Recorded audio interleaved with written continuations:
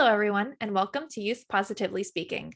My name is Paige Ewing, and I work at Prevention Resources as the Multimedia Specialist for Positive Youth. Prevention Resources is a nonprofit located in New Jersey that is dedicated to promoting health and wellness of individuals, families, and community through education, collaboration, advocacy, and treatment. As always, I have with me Erin Cohen, the project coordinator of Positive Youth, and my co-host. Hi, everyone. Again, I'm Erin Cohen. I'm the project coordinator for Positive Youth, and the Positive Youth Initiative focuses on building countywide capacity to reduce substance misuse for youth ages 9 to 20 here in Hunterdon County. So today we have our featured youth member, Amy, who has actually been on the podcast before. So welcome back to the podcast. And for those who don't know you, could you introduce yourself to our new listeners? Hi everyone, I'm Amy. I'm a senior in high school and I have been actively participating in Positive Youth and just trying to find new creative ways to reduce substance abuse, especially in our school, and just to gather as much information as I can to better understand why people can tend to resort to drugs. Well, we are super excited to have you back, Amy. And so for today, our expert, we have Isai Fuentes, who is the regional program manager for Mothers Against Drug Driving within New York, New Jersey, and Pennsylvania. And he's working on building new relationships across the 3 states to bring MADS free and research-based underage drinking prevention programs to new communities. He's led the rollout of the Power of Youth underage drinking prevention programming, managing law enforcement events and relationships, victim impact panels, golf events, the build out of local social media channels. He does it all. So we are very, very excited to have you on the podcast. Welcome. Thank you so much. I'm really honored to be here, and I'm really excited to get a great conversation going with all of you. So before we get started, could you tell us a little bit about what MAD is and what you all do over there? Sure. So we are the largest organization in the country that is out there assisting any victims affected by drunk driving, drugged driving, and underage drinking. All the services that we provide are completely free of charge. Our mission is to end drunk driving, help fight drugged driving, support the victims of these violent crimes, and prevent underage drinking. And since 1980, founded by a mother who lost her daughter due to a drunk driver, we've always been in the fight to make sure that we can assist any victims in need, any help at any point. As it was mentioned before in my intro, I oversee programs for New York, New Jersey, and Pennsylvania. And we do as much as we can to get out there in the community, provide information, but also, especially during these times of the year, since we're in the midst of the holiday season, making sure that our victims, they don't feel alone. Because it's a really happy time for many, but it's also a sad time for many as well. So we just want to make sure whatever we can do to assist, we're there. That's a really great point, that this is a really sad time for a lot of people. So as you were talking about, we're entering the holiday season. We just had Thanksgiving last weekend or last week. And as Paige and I were talking about this episode, we were talking about this past weekend, Thanksgiving weekend in New Jersey alone, 13 people died in car accidents, some of them being from intoxicated drivers. One specifically was a mother who killed her 9-year-old child and 9-year-old nephew, and from drinking and driving. So this is a really big problem this time of year, but I never really thought about the fact that all of these victims, this is the time of year that's the hardest, because this is probably the time of year where they lost their loved ones. Yeah, Thanksgiving Eve, it's notoriously one of the most dangerous nights of the year, because typically a lot of Americans just don't work the next day. So that is their opportunity to go out, enjoy, and unfortunately some enjoy a bit too much, and then they get behind the wheel because they don't come up with a plan ahead of time. And we of course are preparing for the holiday season, also finishing this year and entering a new one. We don't want anyone to start off their new year on the wrong foot with the loss of someone that they love and care about, or someone also on the other side of the spectrum being caught being that person that is behind the wheel either. We just want everyone to be safe and be responsible. And, when it comes to the services that we provide, that love and connection that we usually get, especially now in these days that we're living in, that's all what we're all asking for. We want family, we want connection, and that person that used to maybe be the life of the party at any family gathering, maybe they're not there anymore. So we actually have a completely free and 24/7 helpline at 877 MAD help. Anyone within the whole country can reach out at any time, even on holidays, on Christmas Eve, on New Year's Eve, on any time of the year. We are there. We have trained volunteers and some staff members that are there to support and just talk to someone. And then eventually they can get connected to their local office, no matter where they may be. And I think that's a really important point to bring up, because Christmas Eve and New Year's Eve are so dangerous that almost half of all the traffic accidents that happens on those days are caused by drunk driving. So on average, about 300 people nationally died in a drunk driving crash during the Christmas through New Year's holiday period. And so while this conversation, we're really talking about drunk driving, but also, this is also this time of year that we see a lot of people who die by suicide. Those rates go up as well. And so really this conversation, although we're focusing on that, it's such an important time of year for everybody to kind of check in on their loved ones, check in on their friends. Because I think, unfortunately, we all have heard a story or know somebody who has passed away in some sort of traffic accident that has happened, either, because of a drunk driver or not.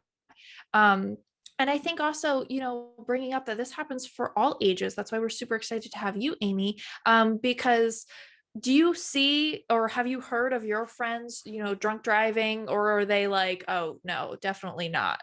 Like, what have you seen in your age group?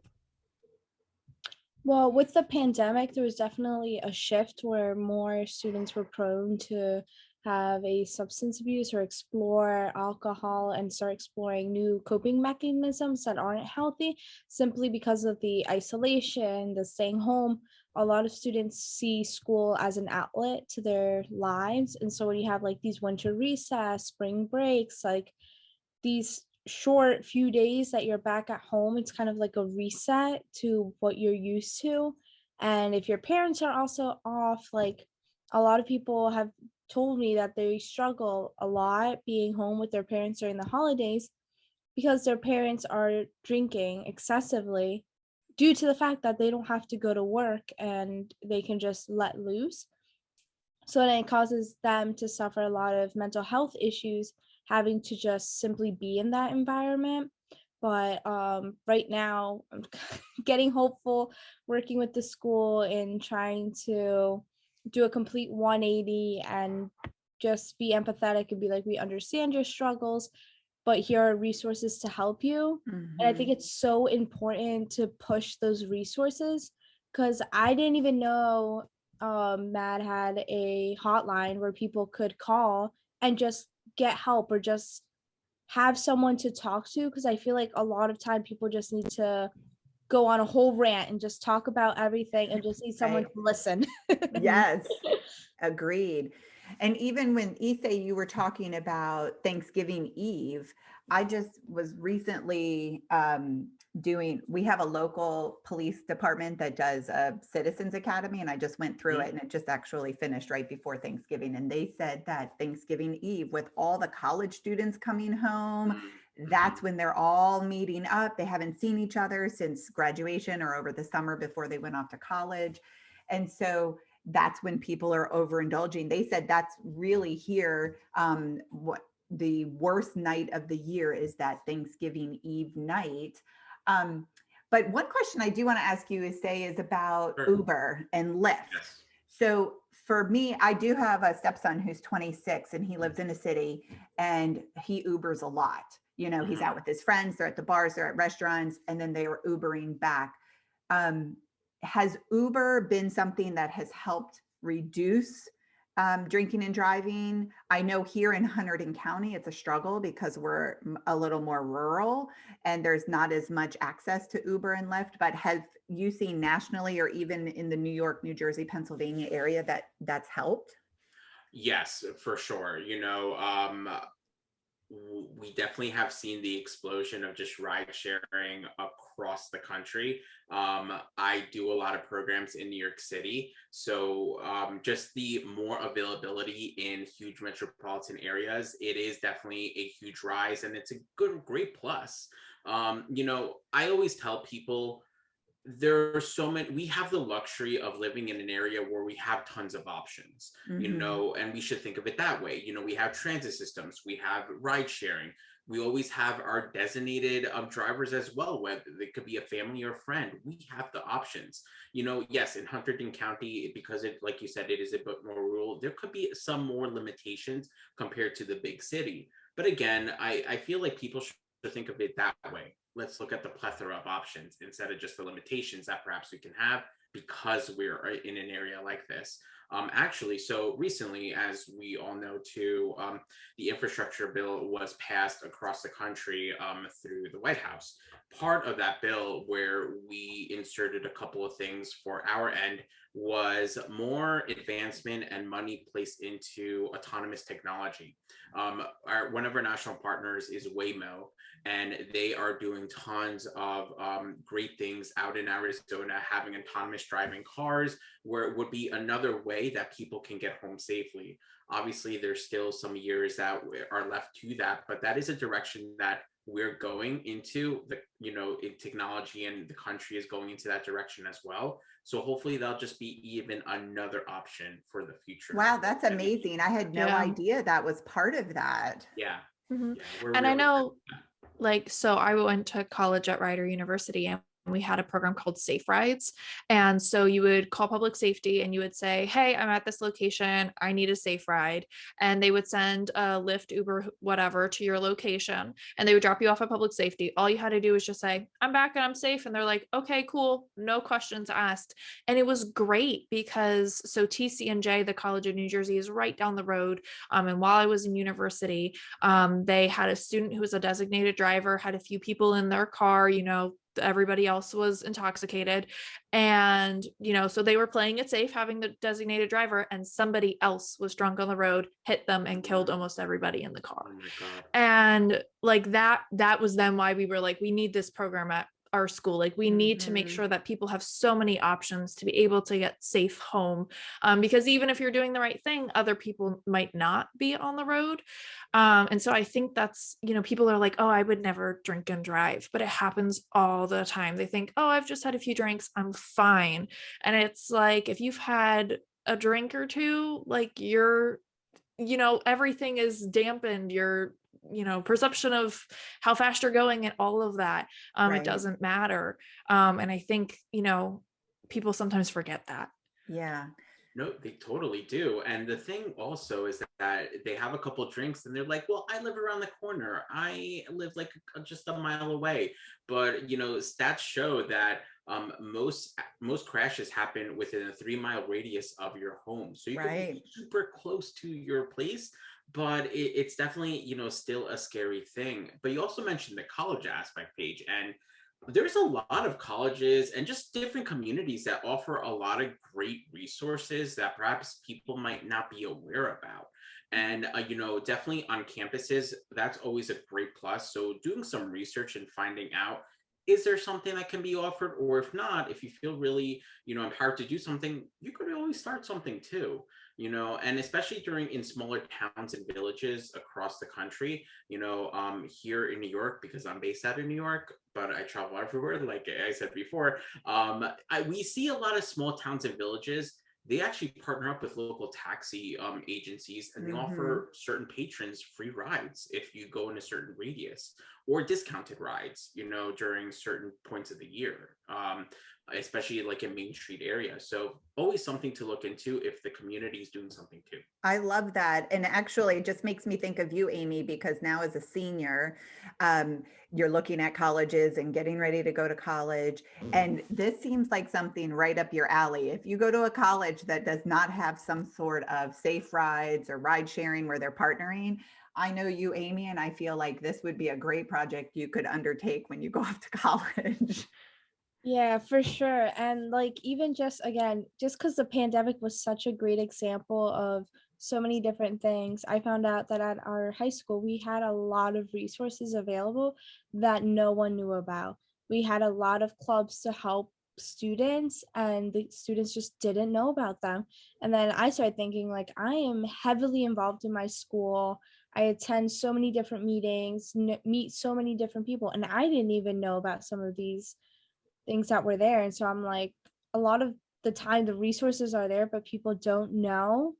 And Yeah. then, or they know, but they play the little "I'm fine" game, like it's okay. Like, Right. I didn't know about that statistics, that most times the drunk driving accidents are close to the home. I'd always assume it'd be like someone going down the highway, like trying to get home, and they live like an hour away.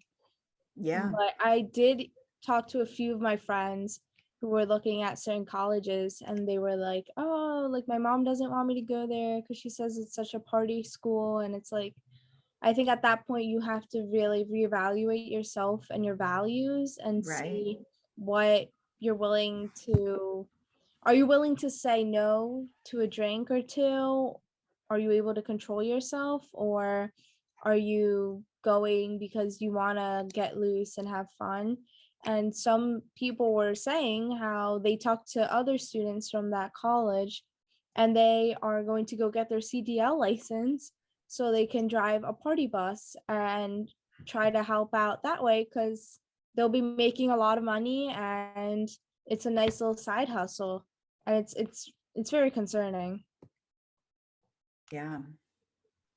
It definitely, especially when it comes to, teens and also young college students, it's a scary world because, you've been in your high school age, everyone, it's completely fresh and new environment, new people, older students too that are going to be around you, people from all different parts of the state, but also even the country perhaps are going to be Right. in that one place. Young drivers ages 16 to 20 are actually 17 times more likely to die in a crash where alcohol is involved, which is actually a pretty scary statistic. And every Mhm. single year, the National Highway Traffic Safety Administration releases their numbers on fatalities across the country. And when they break it down by ages, that age bracket is actually always the highest year after year. So anything that we can do to encourage young adults and Mhm. also teens is always a great thing. Just to have that mentality to not be afraid. It's not a pride thing. Just do the smart thing and come Yeah. up with a plan. I always say, so I have two teenagers. One is on the brink of driving. He'll be 17 in June. And I always talk about, listen, if you're somewhere, somebody's drinking, your friend, because now he has a lot of friends who are driving. So he's with young drivers all the time. And I tell him all the time, no questions asked. If you're somewhere, so and somebody starts drinking and he's drinking or she's drinking, whoever he's in the car with, call me and I will come get you. And I will not even be mad. I will not be mad because all I want him to come home alive. I don't want him to feel like, oh my God, if I call my mom, I'm going to be in trouble and then get in a car and then die, or his friend get a DUI or something like that. So I talk a lot about how I really feel like parents need to be open with their kids so that they're not afraid to call, because think about when you were young, mistakes that were made. We're going to make mistakes. We're going to do things because, peer pressure or whatever, but you don't want it to be a mistake where you lose your life. It's so true, Erin. When we do our parent presentations, that's the one thing we tell our parents when we do them. Be honest and just come up with a plan internally. We also educate when we do our team presentations. Have a plan amongst your friends. Yeah. Have like some sort of code word or something. If you feel like you're in trouble, text the code word to that trusted person, and then they know something's up. Let's go pick them up, no questions asked, and let's get them home and safely. Right. I still do that with my younger siblings. I'm the Mhm. second out of six, and I'm like, listen, I don't care if you're in New York City and I'm like 2 hours away. I'll go get you and I'll pick you up. I just want Yeah. you to be safe. Yeah. And I also think, think go oh, ahead, you can Amy. go, please. I also think that people my age know they shouldn't be drinking, so then they're less prone to ask for someone to pick them up or an Right. adult because they understand they're not legally allowed to drink. Mhm. But if it's like through an anonymous outside source, like an organization or something that doesn't ask for information, they might be more prone to be like, hey, I just need a ride to this location. Yeah, Amy, that's a really good point. That's why we love having the teens on here, because that's a good point that you're saying, you know what, they may not feel comfortable talking to their parents because they think they're going to get in trouble, but they're willing to call an anonymous, or somebody else to get them to where they need to be. Mhm. And I mean, that's a big thing too. We say parents, but not every kid has a parent that they necessarily trust, or that, maybe their parent also drinks, excessively. And so when we talk about parents, I think it's more like trusted adults, whether it's coaches. When I was an RA in college, that was my first thing. I was like, I could not be on duty. Like, you can call me anytime you're at a party, I'll come pick you up. Like, I'm your person. Right. And none of my residents ever did, but it was always out on the table. And I always reminded them that I was like, sure, I'm, just a few years older than they were, but I was like, use me as a resource, find a coach, find a friend, find a somebody, because, some kids might not have their parents to be able to call. So just finding a trusted adult and then making that agreement with that trusted adult, whoever it is, and saying like, hey, like, I want to make sure that I can be safe. I'm going to go to my friend's house on Friday, and sometimes there's drinking. Can I call you on Friday if I feel uncomfortable for you to come pick me up? Mhm. And I think most adults will agree to that, because like you said, at the end of the day, we just want our kids to be safe. That's exactly right. And one other point that I want to make too is about being buzzed. You always hear people, I still even hear adults when I'm out somewhere and, you're having a couple drinks and people, are you okay to drive? Yeah, I'm fine. I'm not drunk. I'm just a little buzzed. And I was noticing this weekend when we were coming home from Thanksgiving, we were coming on the Garden State Parkway, and on all the billboard signs, it's saying buzz driving is drunk driving. And I think that's a message that needs to continue to be put out there. And I was really happy to see that message when we were coming home, because a lot of times people think, oh, I'm fine. I only have a little buzz going on. But the reality is if you have a buzz going on, your brain is altered and you are going to react differently while driving. Yeah, for sure. I feel like when I do team presentations, and I'm sure Amy can speak to this too, a lot of the teens today, and I can definitely say that as well, the buzz driving is drunk driving, that slogan, I've been hearing it forever. And it is something that's kind of in a way kind of been cemented into my head. So like you, Erin, like you saw the billboard and you saw the things along the roads. It was nice to see. It was refreshing. Like, okay, they did not forget that. But the one thing that we should all be aware about too is the law enforcement. Law enforcement will be out there and they will be monitoring, making sure the communities are safe. Every once in a while we work with law enforcement and do checkpoints, and that is a completely fascinating aspect, because the same thing, like, oh, I'm a little buzzed, I'm fine, and then they get pulled out, they have to go through the field sobriety test and do everything. And it's so interesting to see the amount of people that actually thought they can get away with it, but actually they can't, because the way that we see it at MAD, if you had any alcohol or anything else ingested that can impair you, you shouldn't be driving. That's just the way we see it at MAD. Well, and let's talk a little bit about that too, because I know New York has recently legalized marijuana. New Jersey has legalized. Pennsylvania is on the road to it.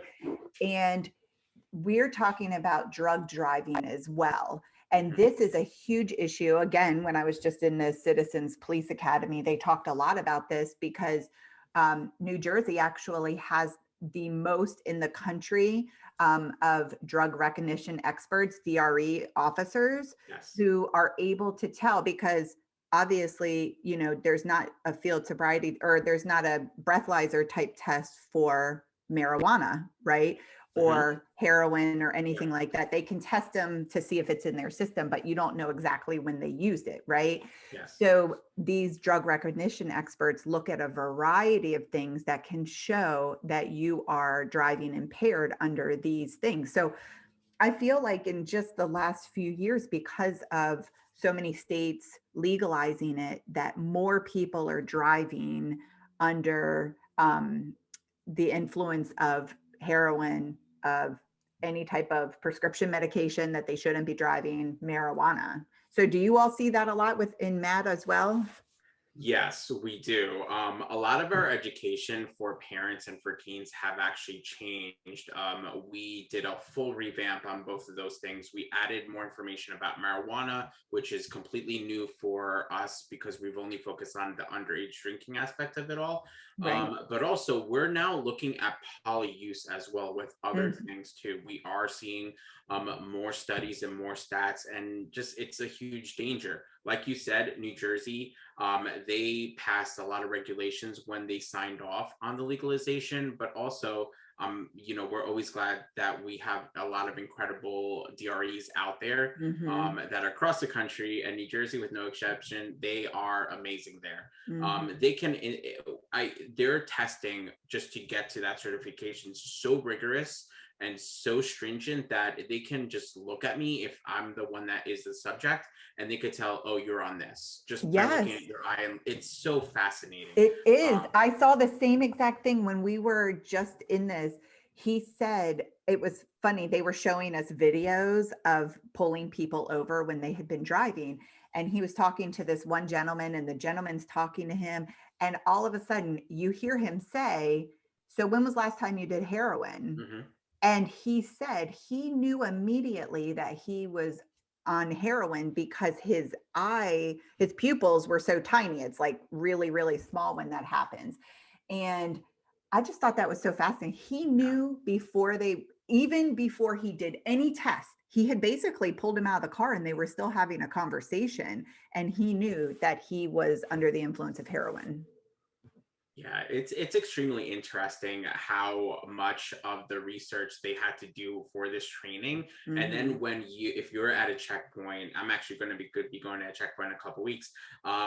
Seeing them in action and actually like asking them simple questions like, oh, what did you do? And then go back to that original question kind of to see if they'll answer it differently, and then look at their eyes and then kind of quickly break down everything once they drive away. It's really fascinating. But across the board, definitely we are very aware, and we are doing a lot of what we can do to work with policymakers in the states across the country that have legalized marijuana to make sure that we are better prepared and making sure our communities are, of course, safer. Law Mhm. enforcement has the tools that they need, but also we have the awareness out there too. There's a lot of misconceptions when it comes to marijuana specifically amongst teens. Many teens, and Amy could definitely share a light on that, but for my perspective, whenever I do a team presentation, teens actually would prefer getting into a car with someone who is high in marijuana than someone who is drunk. They know the dangers when it comes to drunk driving, but with marijuana, they see it's a helpful thing. It's a tool. It's not a big deal. They'll be mellowed out. They'll be relaxed, so they'll be okay with that, So, which is Amy, do you see that? Do you hear that? Oh, definitely. Definitely, definitely. Marijuana seem as like something that you can just smoke for a little bit, be relaxed, be happy, and it's not a drug. It's just like this little, almost like a little phase you'll go through. Well, you'll just feel amazing. I Yeah, can definitely see that. it's so crazy. We've heard that a lot in the prevention work we do, that people say, "Oh, I I'm actually better driving when I'm on marijuana because I'm really focusing." And we have marijuana goggles, and we just bought some more marijuana goggles because our marijuana education is kind of changing at this point now that it's becoming legalized, and with legalization comes normalization. So like you're saying, Amy, that it's becoming very normal for teens to be around marijuana and see marijuana, and they're going to be seeing it in the community. And what we were learning when we were Paige and I were just doing this stuff with our marijuana goggles and different activities. And one of them is like a driving simulation scene, and you're looking at it. And yeah, you might be focusing on that car in front of you, right? And you're seeing it and you're going, okay, I'm focusing and I'm focusing and I'm focusing, but you're not seeing the pedestrian who just walked by. Oh, you're not seeing that deer jump out. Here in Hunterdon County, I mean, the deer are just probably as many deer as there are people, right? And they're always jumping out. So yeah, you might be able to focus on the car in front of you and you're focused, but you are unable to focus on everything around you. And so, when you're driving, you've really got to be able to see everything. Mhm. And I think also with vaping being so incredibly prevalent here among our youth, they forget that also THC vapes exist. So, a friend might be like, hey, you want to vape? And you're like, yeah, sure, no problem. And now you're high. And you get into a car because you didn't even realize that it was a THC vape, because a lot of vapes have, nicotine in them and things like that, even when they say they don't. So you're not entirely sure which cartridge is in it. They might not even know what cartridge is in it. So that's another thing that we see all the time that, teens have to be aware of. If somebody's offering you something, it's so hard to just say no. That saying, just say no, easier said than done. But unfortunately, it's like, practice in the mirror. You got to do something so that when that moment comes, you can say, no, I'm not going to do that. Thanks so much though. And walk away from it. I also saw a video on Instagram the other day where it was a guy doing a little skit, and he's like how peer pressure was displayed as in school during gym. And it's a guy coming up to him and it's like, do you want a beer? And he's like, no, like I'm fine. And then he's like, what peer pressure actually is like. And he showed like all his friends were in on it. It was like a big party and everyone was shoving drinks into his face. And he's like, it sucks that school doesn't show the full perspective of what it could actually get to. And then he was just giving like a bunch of different excuses as to why you can be like, oh no, like my mom is like a nurse, like she'll know, like really just giving a ton of excuses that people could use, and just putting it out there, because in the end it's all about just letting people have access to these resources to be able to help themselves. Mm-hmm.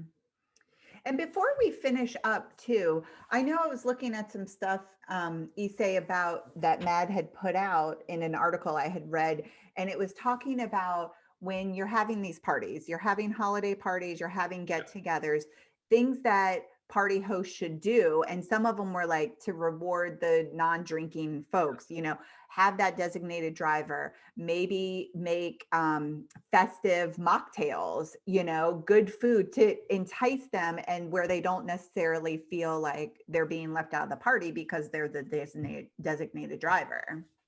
Yeah, right now we are celebrating Tufts. It's our Taiwan Out for Safety campaign. And this is our special year because it's our 35th year. 35 years ago, we actually coined the term designated driver. So it's synonymous. Oh, that's a MAD term? Yeah, it's a I never knew. That came out many years ago.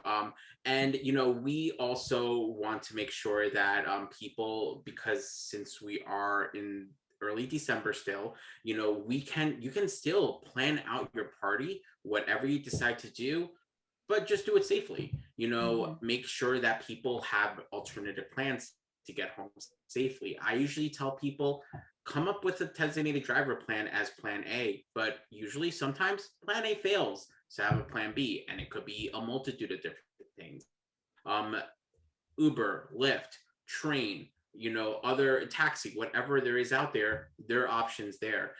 Having different, like you mentioned, like mocktails and other things, availability for just, seatings where people can just, relax and, spend some time and not rush to leave, or, have space where people can stay. Maybe if you have a lot of people coming from a really far distance, maybe come up with a plan with your neighbors or other family members that live nearby. Just say, hey, Joe, he definitely can't drive.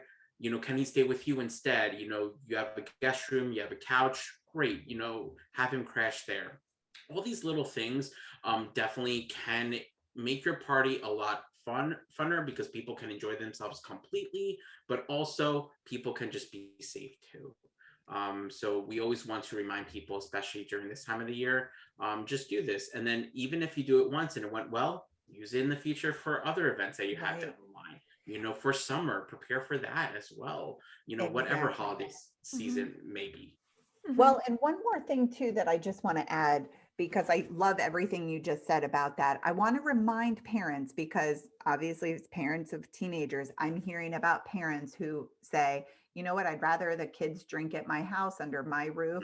But as a parent, if you host a party where there are underage drinkers that leave your house, you are responsible. So if a teenager is drinking in your home and leaves and wrecks, kills themselves, kills somebody else, you are responsible as that parent.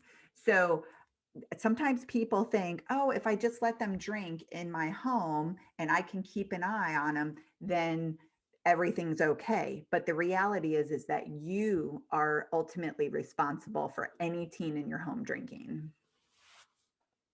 Yeah, it's definitely extremely true. A lot of parents want to create that safe environment for them. And, and during the any type of big get together, especially during this holiday season, there might be opportunities that any teens that are there can just sneak away and do stuff. You have to make sure that there is a plan in place, that there's always someone watching the alcohol, making sure that no one who is not supposed to have it can access it for whatever reason. But also, every county and every state has different laws. I know New Jersey also has the social host law as well. So, parents can be fined for, having parties if for some reason something like that occurs. But Erin, you're completely right. That parent or whomever is the host will be completely responsible if something occurs once that person leaves the door. And we don't want that to happen to anyone. We just want everyone to celebrate safely. Exactly. Absolutely. And so on that note, I want to say thank you so much, Amy, for coming on, for being our youth perspective. And thank you so much, Isai, for coming on as well, and telling us a little bit more about the MAD initiatives. Like we mentioned, MAD does have the 24-hour victim helpline, and that number again is 1-877-MAD-HELP. So MADD HELP, HELP. And for more information about MAD, please visit their website at www.mad.org or call 1-877-ASK MAD. So also, I know that we said celebrate safely. Our partners over at the Safe Coalition, they have a wonderful website called safecoalition.org/stop-and-think, where they have different campaigns such as the Celebrate Safely, A Night to Remember, and Parents Who Host Lose the Most. And those offer a plethora of information and resources about underage drinking. So if you're interested about that information, please go visit that. And I know earlier in our podcast, Amy was talking about access to resources and sometimes how it's a trouble knowing where to even go. There are so many different resources, and what are they? So I just want to remind our listeners and our viewers about Prevention Resources Help app. The Help app is free to download on both Apple and Android devices, and it is essentially resources at your fingertips. We have resources for alcohol and drugs, domestic violence, bullying, suicide, and self-harm. So many different resources with both helplines, text lines, websites, and more. So if you are somebody who's looking for resources, or even if you're somebody who's like, I don't need them, but you might need them in the future, we definitely recommend downloading the Help app in your app store, and just having those resources for if you or anybody ever needs them. And it also has the 911 Lifeline legislation in it as well, which means that you can call 911 and you'll receive amnesty under the law for helping somebody who might have alcohol poisoning. And this also applies to anybody who may have potentially overdosed as well. You and the person you're calling to get help will receive amnesty under the law. And so we really encourage anybody, if you're out and you're about and you see somebody who's struggling, call 911. don't hesitate, because you could save a life. So once again, thank you so much, everybody, for listening. Thank you for coming on. We want to wish you a very happy and safe holiday season. We want to just thank you for listening in, and we'll see you next time for more Youth Positively Speaking.